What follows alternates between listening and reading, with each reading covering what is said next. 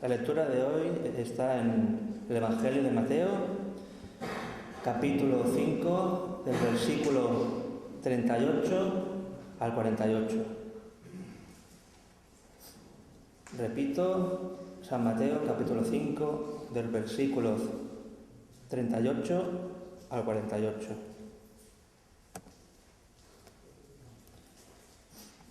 Y dice así la palabra: Oísteis que fue dicho, ojo por ojo y diente por diente, pero yo os digo, no resistáis al que es malo, antes, a cualquiera que te hiera en la mejilla derecha, vuélvele también la otra. Al que quiera ponerte a pleito y quitarte la túnica, déjale también la capa. A cualquiera que te obligue a llevar carga por 1 milla, ve con él 2. Al que te pida, dale, y al que quiera tomar de ti prestado, no se lo niegues. Oísteis que fue dicho, amarás a tu prójimo y odiarás a tu enemigo. Pero yo os digo, amad a vuestros enemigos, bendecid a los que os maldicen, haced bien a los que os odian, y orad por los que os ultrajan y os persiguen, para que seáis hijos de vuestro Padre que está en los cielos, que hace salir su sol sobre malos y buenos, y llover sobre justos e injustos. Si amáis a los que os aman, ¿qué recompensa tendréis? ¿No hacen también lo mismo los publicanos? Y si saludáis a vuestros hermanos solamente, ¿qué hacéis de más? ¿No hacen también así los gentiles? Sed, pues, vosotros perfectos, como vuestro Padre que está en los cielos es perfecto. El mensaje de la palabra de hoy tiene como título Amar de verdad en la práctica. Y ahora vamos a hacer una oración por nuestro pastor. Señor, te damos las gracias una vez más por poder estar delante de tu presencia, Señor, y que sea tu palabra la que toque nuestros corazones, nuestra alma, y penetre en lo más profundo de nuestro corazón. Señor, usa a nuestro pastor José Luis como transmisor tuyo de tu Espíritu Santo, y que sea tu palabra a través de él, que sea utilizado por ti para que tu palabra sea viva en nuestras mentes, en nuestros corazones, Señor. Te pedimos, Señor, que tu Espíritu también se pueda mover en nosotros y en nuestras vidas, y que salgamos de aquí reconfortados. Te lo pedimos en nombre de nuestro Señor Jesucristo. Amén. Amén.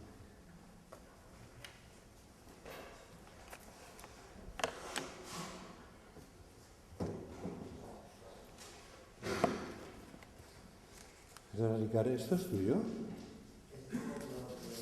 Ah, sí. Vale, lo dejaremos aquí para que esté más asequible a todos. Muy bien, pues quería hablaros hoy de un tema del que venimos hablando últimamente debido a su importancia. Y no quiero olvidarme de una cosa, porque hoy tenía pensado de empezar con un PowerPoint y la tecnología no ha funcionado. Tengo muy claro que estas cosas pasan no porque haya un demonio en el ordenador, sino por la providencia de Dios. O sea que no debíamos hoy empezar así y empezaremos de la forma tradicional. ¿Por qué voy a hablaros otra vez de este tema? Bueno, creo que la predicación de hoy, que es la conclusión, nos va a llevar al mandamiento de amar a Dios, de amarnos unos a otros, desde un enfoque práctico. Y creo que sería incompleto si no lo hacemos así. Hemos visto que la palabra nos manda amar a Dios con todo el corazón, con toda el alma, con toda la mente y con todas nuestras fuerzas. Y hemos visto también que humanamente eso es muy difícil de alcanzar, que es un nivel en el que ¿quién puede pretender amar así a Dios? Después hemos visto que el Señor nos llama a amar al prójimo como a nosotros mismos. Parece más fácil, ¿verdad? Porque al prójimo lo tiene cerca y no te pide que vayas en un cohete a la otra punta de las galaxias. Ámales como a ti mismo. Parece relativamente asequible, pero de verdad que no lo es. No lo es por 2 razones, básicamente. porque tanto nosotros como los demás somos muy egocéntricos y muy egoístas, y porque no es fácil amar a los que no son dignos de ser amados. Y en un sentido hay muchos que no son dignos de ser amados. Si entendemos que solamente son dignos de ser amados aquellos que son casi perfectos, pues mirad qué dificultad tendremos en amar a los demás, porque encuentras pocas personas así en tu vida, en tu trabajo, en la familia, en la iglesia, encuentras pocas personas así. O sea que realmente ese mandamiento que parece más asequible también nos pone un gran reto delante. Ama a los demás como a ti mismo es superar el egoísmo y el egocentrismo que todos llevamos dentro desde que hemos nacido. Y ya por último, el domingo pasado vimos ama, un mandamiento, amaos los unos a los otros como Cristo nos ha amado. Y eso sí que ya nos puso delante de un reto imposible. Porque una cosa es que yo intente y me esfuerce a amar a los demás como a mí mismo. Pero cuando el modelo que yo debo seguir, cuando el listón que yo debo alcanzar es el amor de Cristo, que vivió para los demás y murió para los demás, para salvar a los demás, entonces sí que veo que no puedo. Este es mi sentimiento, no puedo. Señor, yo no puedo. No puedo amar así. ¿Cómo puedo pretender amar como Cristo amó? Con ese amor que sobrepasa todas las barreras humanas.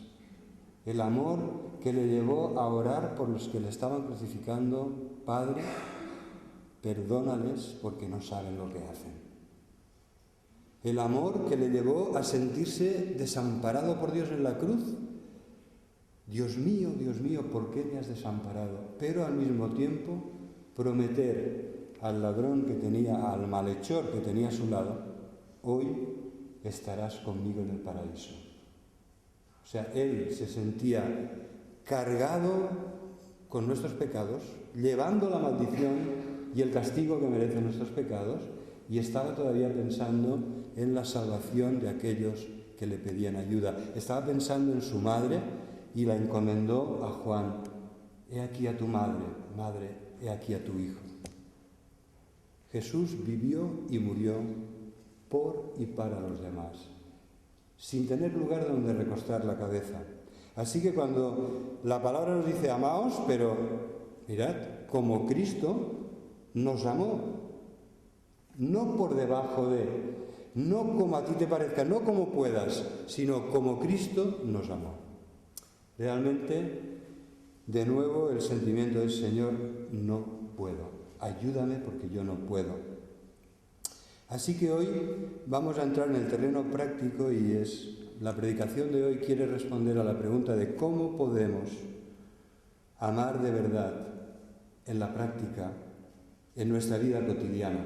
Cómo podemos inyectar amor a todo lo que hacemos y a todas las relaciones que tenemos. Cómo podemos llenar de amor nuestra vida, pero no de una forma egocéntrica, sino precisamente lo contrario, para que fluya a los demás y todo lo que hagamos, todo lo que digamos, esté impregnado del amor de Dios en Cristo Jesús.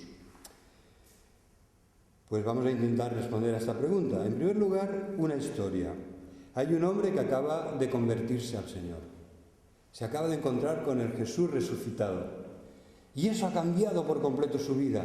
Y anda buscando a otros con los que compartir su gloriosa experiencia del amor de Dios. Y entonces ve a un anciano sentado junto al camino y le pregunta, por favor, buen hombre, ¿usted podría decirme dónde puedo encontrar algún cristiano por aquí cerca? ¿Ha visto pasar alguno? Y el anciano le dice, depende del tipo de cristiano que busques. Dice, ¿cómo? ¿Pero hay diferentes clases? Hombre, pues claro que sí, hay diferentes clases. Dice, mire, hay de muchos tipos y maneras, para todos los gustos. Hay cristianos que solo son cristianos para cumplir. Hay otros que lo son por tradición. Hay otros que lo son por pura costumbre familiar. Hay otros que lo son por superstición. Vamos a bautizar, vamos a hacer la comunión, vamos a casarnos por la iglesia y los hijos también que sean bautizados por pura tradición y superstición, no sea que pase algo malo. Hay otros que lo son por obligación, hay otros que lo son por conveniencia. Y hay cristianos auténticos también, le dijo el anciano. Pues son esos los que yo busco, los de verdad, los cristianos que son verdaderamente cristianos. Pues mire, señor, esos son los más difíciles de encontrar, le dijo el anciano. No es fácil, no es fácil. Son los más difíciles de ver. ¿Y cómo les podré reconocer? Y entonces el anciano les dijo, mire, eso sí que no es difícil. No se preocupe, no tendrá dificultad en reconocerlos, porque si es un cristiano de verdad, si es de verdad, no pasa desapercibido en este mundo de sabios, de engreídos, de egoístas y de malvados. Lo reconocerá enseguida por sus obras, porque por donde van, dejan huella. Es verdad, se respira el aroma de Cristo cuando alguien que verdaderamente es cristiano pasa por tu vida. Por sus frutos los conoceréis. ¿Verdad que es así? Pues vamos a leer una cita. A la hora de la muerte, a ver si sabéis de quién es.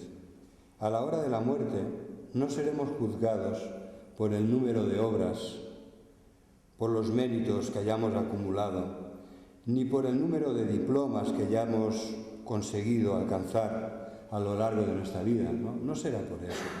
Seremos juzgados por el amor que hemos puesto en nuestras obras y en nuestros gestos, en nuestras palabras y en nuestras relaciones. Teresa de Calcuta. El amor que iba a las calles a acoger a los que se estaban muriendo para al menos procurarles una muerte digna. El Señor dice, si no tenemos amor, de nada sirve, nada somos. Sin el amor todo, como leíamos al principio, nada tiene sentido, de nada sirve, nada somos. ¿Por qué nos empeñamos a vivir egoístamente sin amor? Cuando lleguemos a su presencia, Jesús nos va a preguntar si hemos amado. Ya sabéis en qué consistirá esa pregunta. Dirá, ¿has amado a los más necesitados, a los que tenían hambre y sed, a los que estaban sin ropa con la que cubrirse del frío, a los inmigrantes, a los enfermos? ¿Has visitado a los encarcelados? ¿Y qué le vamos a responder? No valdrán las excusas delante de aquel que ya sabe la respuesta antes de que te lo pregunte. No valdrán las excusas. Lo que va a valer es si somos del Señor, si creemos de verdad en Él y le amamos, y si hemos vivido siguiendo sus huellas. Eso es lo que va a contar. Así que, ¿cómo podemos amar de verdad en la práctica? ¿Qué pasos debemos dar? El primer paso que debemos dar para amar de verdad, es querer amar. La voluntad de amar. ¿Qué va primero? Me he adelantado. ¿Pero qué va primero? Lo voy a poner un poco más complicado. ¿Los sentimientos de amor? ¿Qué va después? ¿Las obras de amor? ¿Y dónde colocamos la voluntad de amar? ¿Verdad? Vamos a discurrir hoy en esos tres temas. La voluntad, los sentimientos, qué importantes son los sentimientos, y las obras de amor, las acciones de amor. Lo que acabamos de leer que decía Teresa de Calcuta, pues bueno, es importante lo que haces, pero sobre todo que lo hagas con amor y que sean obras de amor que glorifican a Dios. Así que el primer paso que debemos dar es amar de verdad. Para amar de verdad es la voluntad de amar, querer amar. ¿Tenemos dudas en cuanto a esto? ¿Cuál es la voluntad de Dios? Porque, ¿verdad que una de las cosas que deberíamos preguntarnos es, Señor, ¿qué es tu voluntad? ¿Qué harías tú en mi lugar? ¿Qué quieres que haga? Y entonces, en cuanto al tema del amor, ¿qué pensáis? ¿Que es una respuesta difícil? ¿Lo tenemos difícil? ¿O deberíamos saber muy bien la respuesta? Yo creo que sin duda esta es una de las respuestas más claras de la palabra de Dios. Ama a Dios, ama a tu prójimo, amaos como yo os he amado. Y amar a tu prójimo significa amar a todos, pero por favor empieza por alguien que tengas cerca, porque la palabra prójimo significa esto. No ames a los del otro hemisferio y no estás amando a tu esposo, a tu esposa, a tus hijos, a tus amigos, a tus compañeros, a tus vecinos. Es una contradicción. Amar al prójimo quiere decir amar a todos, no excluir a nadie, porque el amor de Dios no excluye a nadie y es un misterio, pero es así, el amor de Dios no excluye a nadie. Y nosotros no debemos excluir a nadie. No debe ser un amor étnico, no debe ser un amor clasista, no debe ser un amor, debe ser un amor inclusivo. Todos tienen cabida, todos tienen que tener cabida en nuestro corazón. Así que la voluntad de Dios en esto es muy, muy clara. Yo no tengo dudas de que la voluntad de Dios es que amemos mucho a todos y que empecemos por los que están cerca. Hay un pasaje que me gustaría leer. Hay un pasaje en Romanos capítulo 13 que me gustaría leer ahora con vosotros y que, si podéis, me acompañáis. Es Romanos 13, versículo 8. No debáis a nadie nada. Romanos 13, versículo 8. Os doy un poco de tiempo para que lo encontréis. Uy, qué rápido os vais algunos, ¿eh?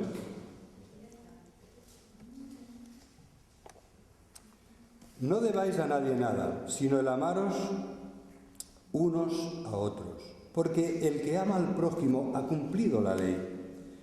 Porque no adulterarás, no matarás, no hurtarás, no dirás falso testimonio, no codiciarás y cualquier otro mandamiento. En esta sentencia se resume: amarás a tu prójimo como a ti mismo.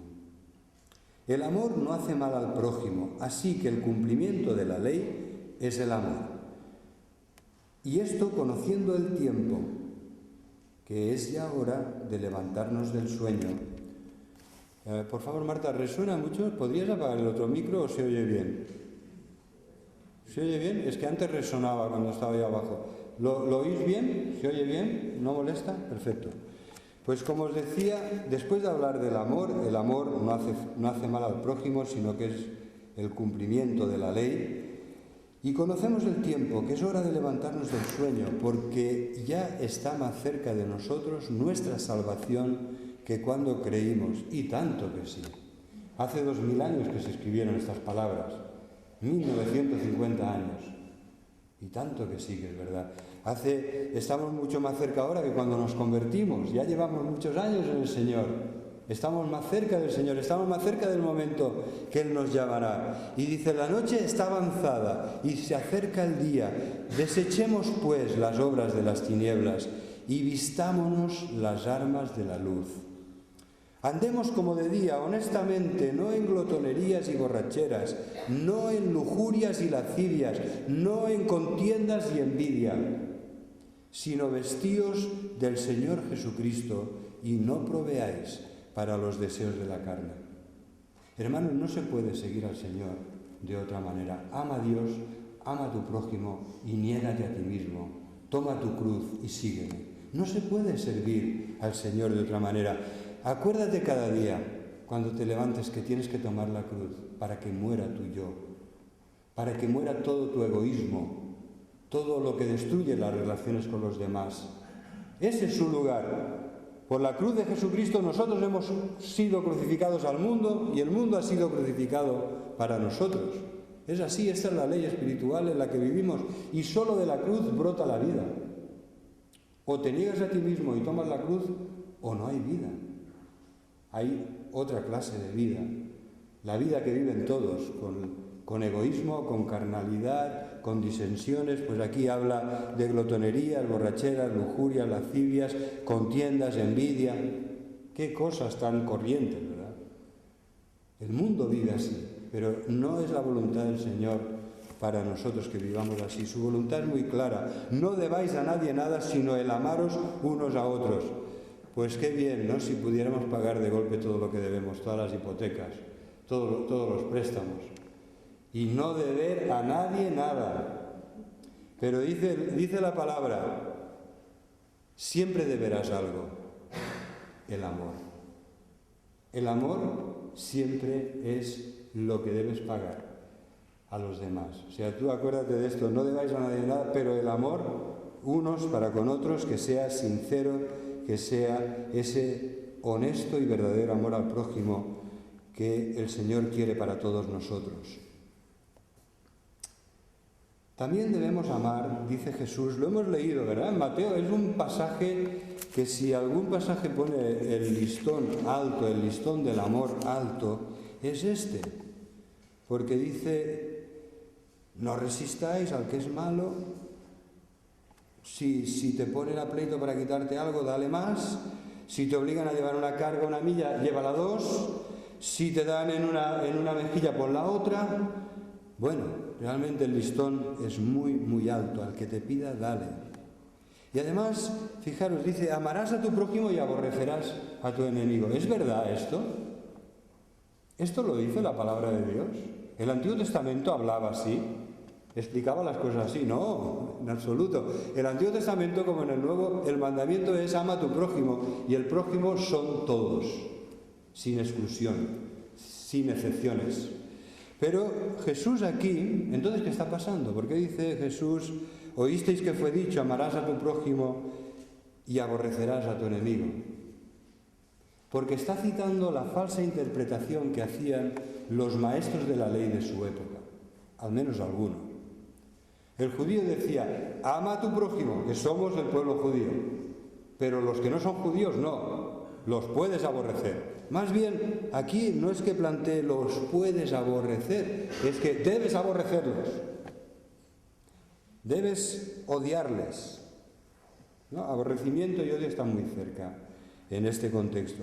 Entonces Jesús dice, amad a vuestros enemigos, bendecid a los que os maldicen, haced bien a los que os aborrecen y orad por los que os ultrajan y os persiguen. No dice a muerte, pero muchas veces era a muerte. O sea, son personas que te quieren tan mal que lo que quieren es que te mueras. Y si pueden, te matan.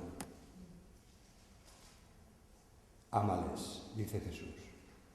Vamos a ver, es difícil. Lo que plantea el Señor es muy difícil. ¿Podremos realmente hacerlo así?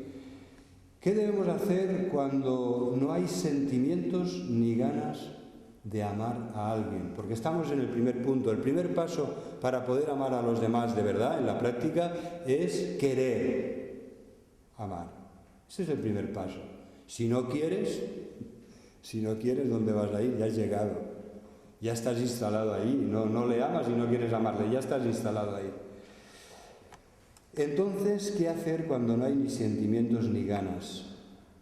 Pues debemos acordarnos de que Dios es el que en nosotros produce así el querer como el hacer. ¿Verdad que es así?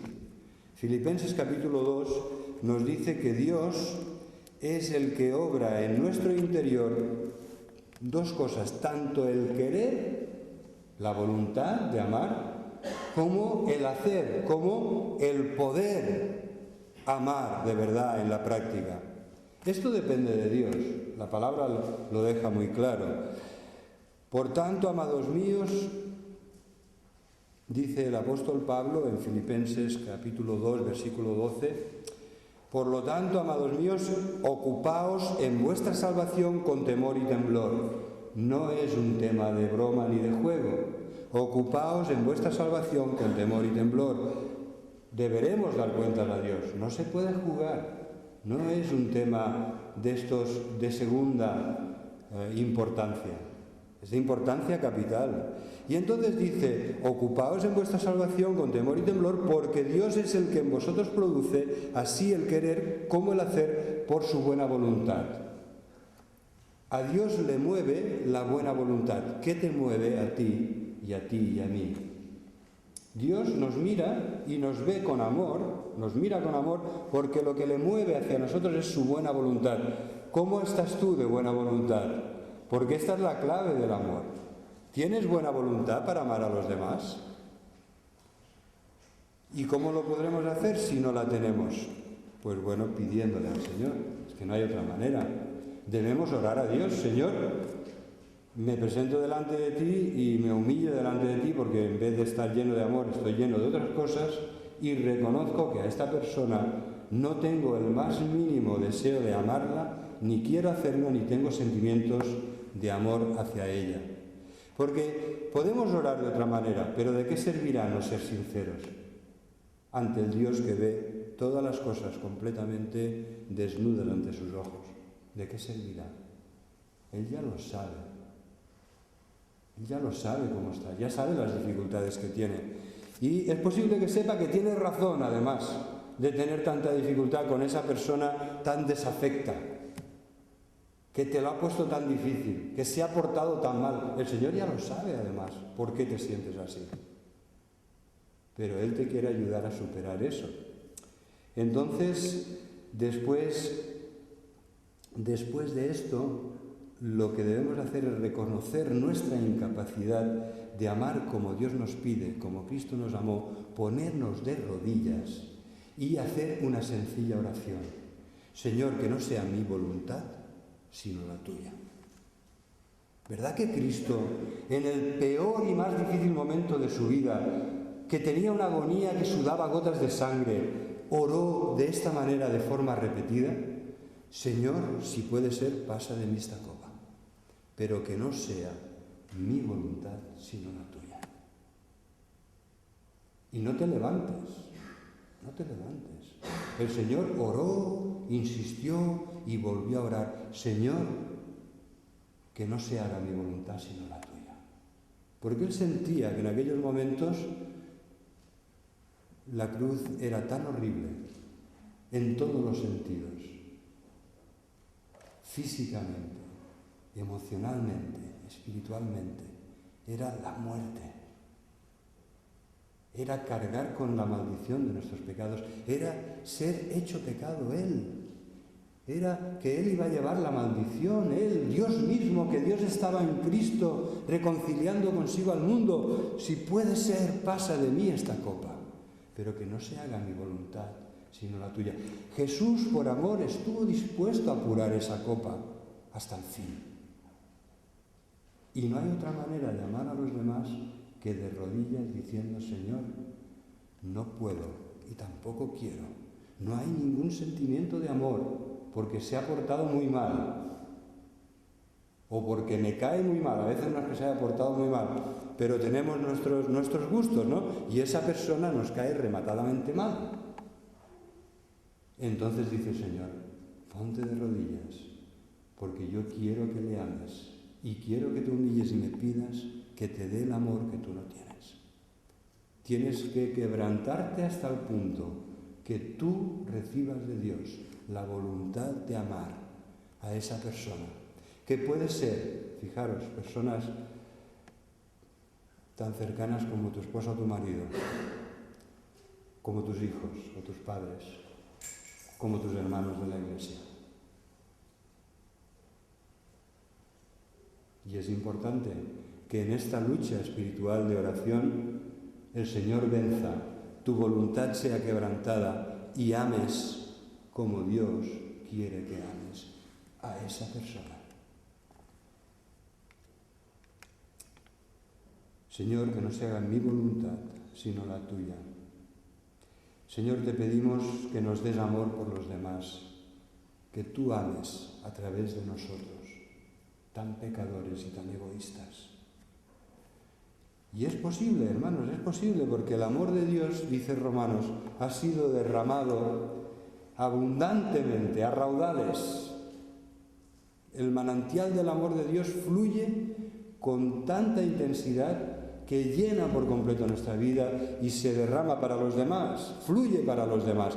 El Espíritu Santo ha derramado en nuestro corazón el amor de Dios. Y esto es lo que cambia todas las cosas. Lo que era imposible ya no lo es, porque Dios es poderoso para hacer todas las cosas que para nosotros son imposibles. El segundo paso para amar en la práctica es expresar el amor a los demás, en ayuda, en servicios a los demás. El ejemplo de Jesús en este sentido es clarísimo. Él siempre vivió con amor, con palabras de amor, con acciones altruistas de amor que buscaban el bien de los otros.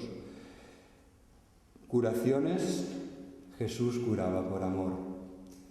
Consuelo, venid a mí los que estáis trabajados y cargados, angustiados, desanimados, porque yo os daré descanso.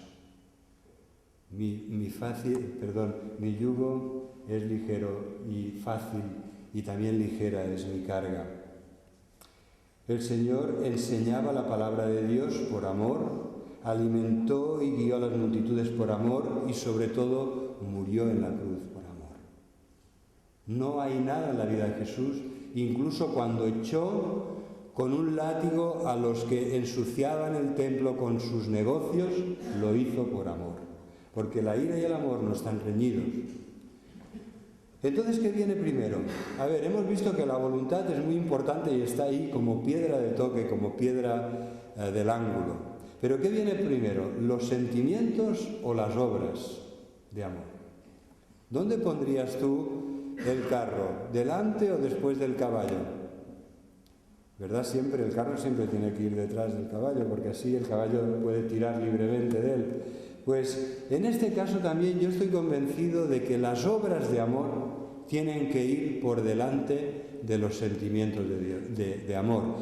Dios quiera que tú seas una persona de tan buen corazón que siempre tu corazón esté inundado de sentimientos de amor por todos.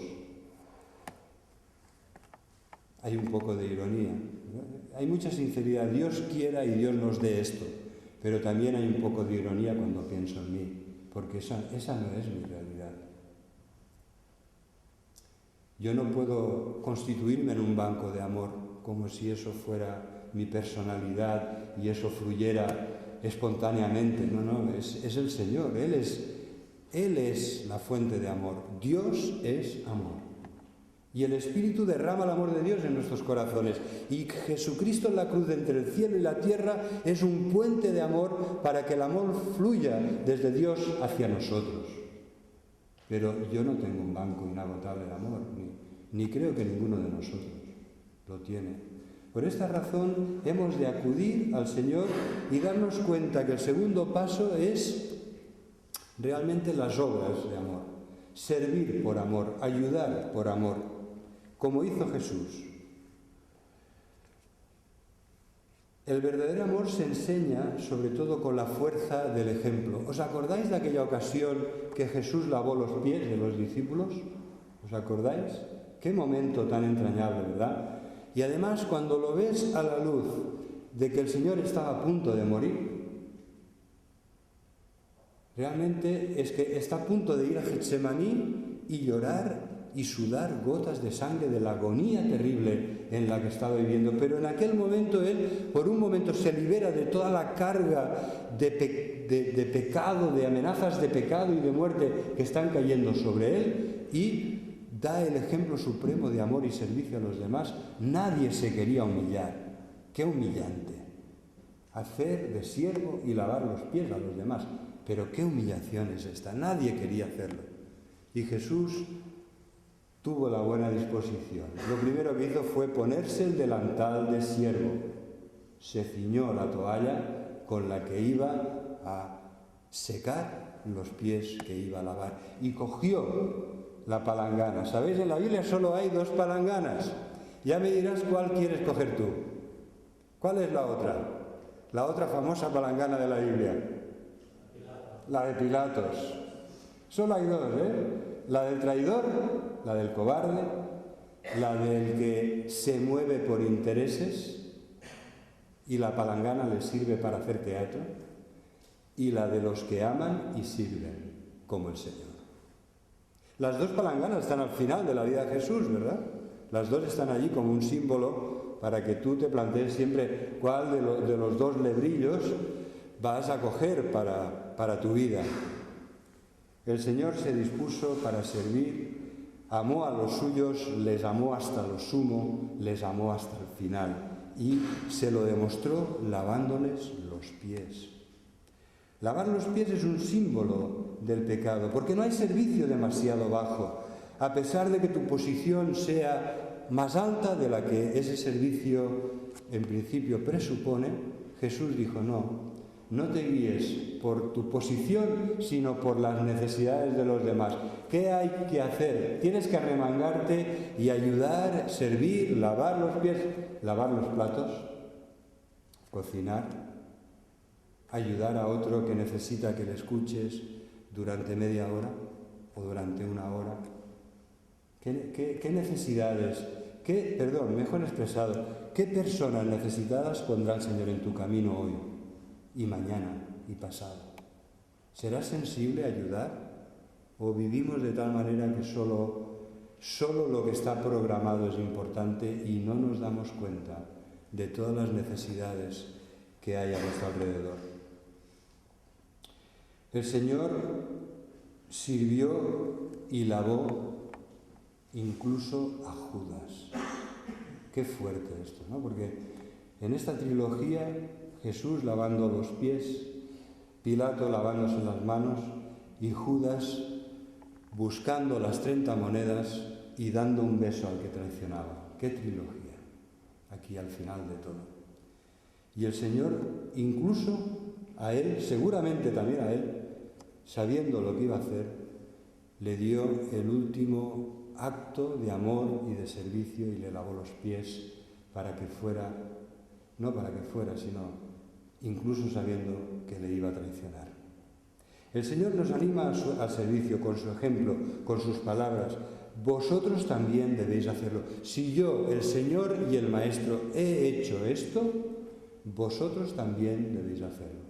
Entonces aquí deberíamos preguntarnos, ¿nuestra vida, hay servicio en nuestra vida? ¿Hay ayuda a los demás? Porque eso es el amor expresado en la práctica. ¿Hay o lo tenemos que buscar con lupa y no sabemos dónde vamos a encontrarlo?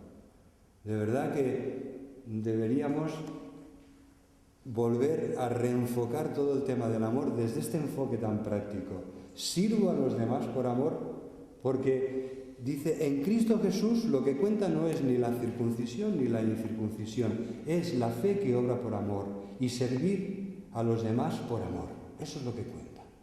La fe que obra por amor y el servicio por amor en el nombre de Jesús. ¿Sabéis? El Señor nos dice que debemos hacerlo y nos promete que hay dicha, hay paz, hay gozo en servir a los demás. Si sabéis estas cosas, dice Jesús, felices y dichosos seréis si las hacéis. No es saberlas. Yo sé que todos las sabéis. No es saberlo, es que lo hagamos. Felices seréis si las hacéis. Así que este es el reto. Debemos hacerlo, debemos hacerlo. El verdadero amor procura el bien y la pureza de los demás. Hay decisiones muy difíciles, sacrificios muy grandes, mucha incomprensión, pero a veces el bien de los demás lo requiere, porque el Señor quiere la santidad. ¿Sabéis lo que llevaba aquí, en esta parte, el sumo sacerdote? Llevaba en oro, una lámina de oro con una inscripción, muy corta pero muy clara. A ver, yo sé que algunos lo sabéis, 3 palabras, quizá en el original no tantas. Santidad al Señor, santidad a Jehová. ¿Vale? Y eso es lo que buscaba Jesús. Lavar los pies era un símbolo de lavar los pecados. Pedro, si no te dejas lavar, no tendrás parte conmigo. Porque no se trataba de lavar los pies, era un símbolo del lavamiento de los pecados. Por eso, aunque Judas sus pies fueran lavados, si no hay arrepentimiento y fe, no hay purificación de pecados. El Señor Jesús es muy claro: arrepentíos y creed. Porque es el arrepentimiento y la fe lo que cuenta delante de Dios. Arrepentíos porque el reino de los cielos se ha acercado. Jesús es el Rey, Jesús es el Señor. ¿Por qué me decís Señor, Señor y no hacéis lo que yo os digo?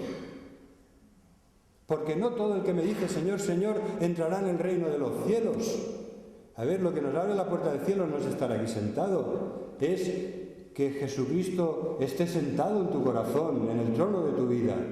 Que hayas abierto de par en par tu corazón al Señor para que Él reine, para que Él lo limpie, lo purifique de todos tus pecados. Eso es lo que cuenta. Si no hay arrepentimiento y fe, si no hay dependencia y sumisión de Dios, no hemos empezado todavía. Hemos de empezar por el principio, y ese es el principio, esa es la predicación de Juan Bautista, esa es la predicación de Jesucristo. Arrepentíos porque el reino de los cielos se ha acercado, porque aquí tenéis al Rey, Él es el Rey, Jesús, nuestro Señor y Salvador. No te resistas a ser servido, no te resistas. Pedro no quería dejarse lavar los pies. No te resistas, por favor, deja que el Señor haga su obra en tu vida, que te limpie por completo, desde la cabeza hasta los pies. Como dice Pedro, después aprendió muy bien la lección: Señor, no solo los pies, lávame por completo si hace falta. Yo no quiero estar fuera del reino, yo no quiero perder la salvación, yo no quiero que en vez de santidad a Jehová sea inmundicia para todos. No quiero eso. El Señor quiere una vida santa, quiere que haya reciprocidad, que haya amor, que nos amemos unos a otros como Cristo nos ha amado, y que haya acciones de amor. ¿Qué va primero? La voluntad. ¿Qué va segundo? Las obras de amor. ¿Y qué va tercero? Los sentimientos. Ojalá vayan a la par, ¿no? Que tú tengas todo del Señor en este momento, que tengas voluntad, que estés esforzándote en amar de verdad, no de palabras, sino de hechos y en verdad, y que haya sentimientos de amor. Ojalá, Dios quiera que sea así. Pero cuando falta una de estas cosas, solo hay una vía de obtenerla, y es de rodillas delante del Señor. Porque en Mateo, cuando hemos leído Mateo, yo creo que allí es muy claro, muy evidente lo que el Señor te propone, lo que el Señor te pide. ¿Qué te pide el Señor en el versículo 44 que dice: amarás a tu prójimo y aborrecerás a tu enemigo? No, dice Jesús, eso es un añadido de estos falsos maestros que habéis dicho que son los grandes rabíes, a los que vosotros seguís y llamáis Padre y llamáis Maestro. No, amarás a tu prójimo, esto es lo que dice la palabra. Y yo os digo, amad a vuestros enemigos. Y entonces es como, por favor, pon 2 puntos aquí. Amad a vuestros enemigos, 2 puntos. Bendice a los que te maldicen. ¿Verdad que estos no son sentimientos? Tú puedes bendecir a los que te maldicen, dejándolos, aunque los sentimientos no te acompañen. Puedes actuar bien y no devolver mal por mal, ni maldición por maldición. Haced bien a los que os aborrecen. ¿Está hablando de sentimientos? No, está hablando de que no devuelvas mal por mal, de que hagas el bien a los que te han tratado mal. Orad por los que os ultrajan y os persiguen. ¿De qué está hablando? ¿De sentimientos? No, está hablando de que ores por aquellas personas que te han ultrajado y perseguido. Perdón, en tiempo presente, por los que te ultrajan y te persiguen. Los sentimientos vendrán. Dios es un Dios de sentimientos de amor, pero no puedes cometer el error de que los sentimientos gobiernen tu vida. No puedes cometer ese error. Mira, yo he sentido que este es el negocio de mi vida, lo voy a invertir todo. Esto era el año 2007, después vino el 2008, el 2009, el 2010 y ahora todo se ha perdido. No te puedes dejar guiar por los sentimientos, tienes que pensar, tienes que pensar las cosas muy bien. ¿Qué vas a hacer? ¿Por qué lo vas a hacer?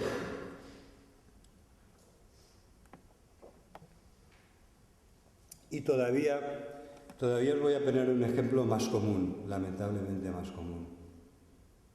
Ya no le quiero. Se acabó el amor. Ya no siento nada por él o por ella. Nos vamos a divorciar.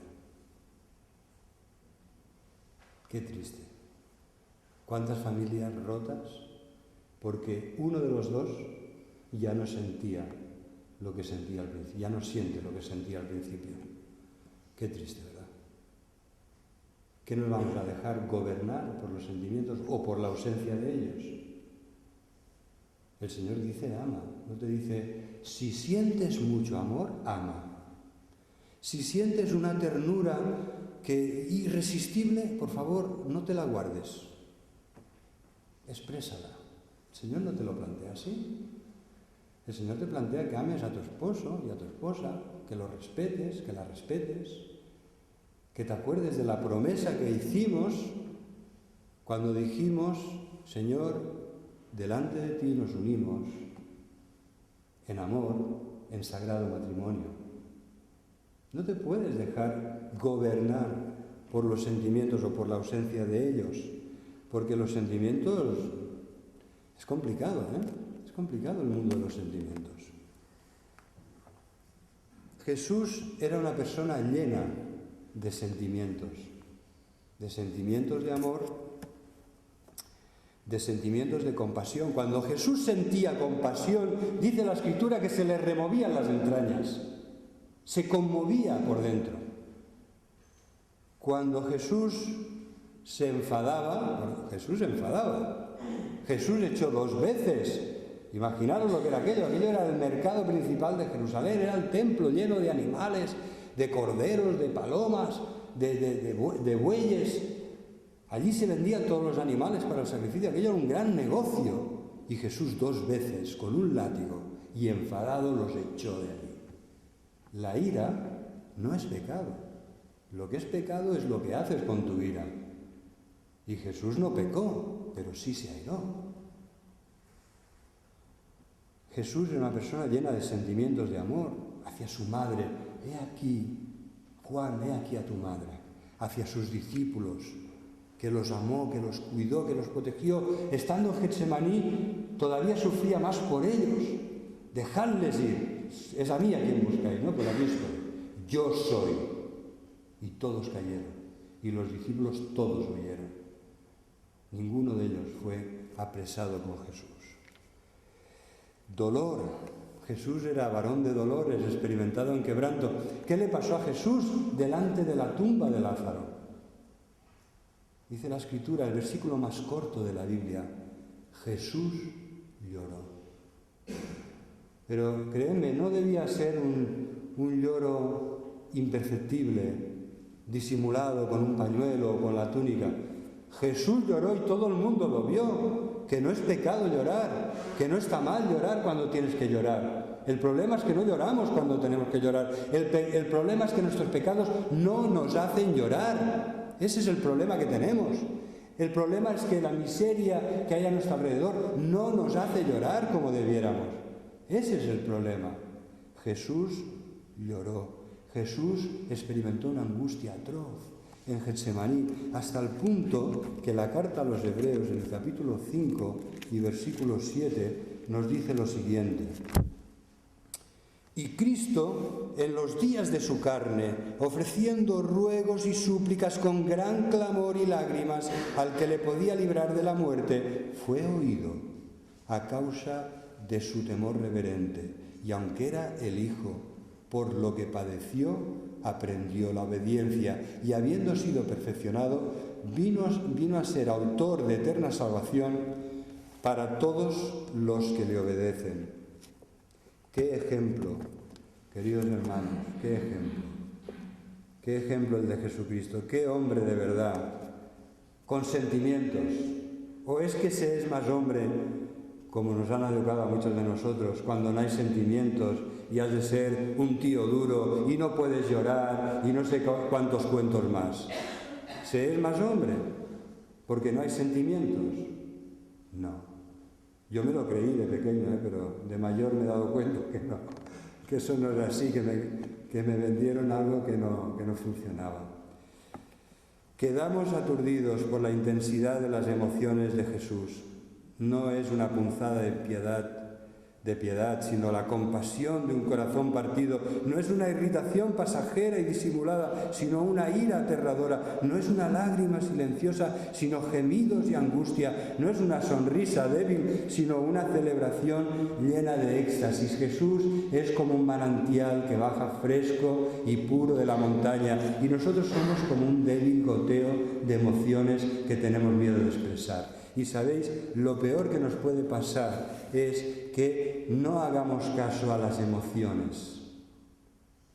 Antes os he dicho, no te dejes gobernar por ellas, pero ahora os estoy diciendo algo complementario.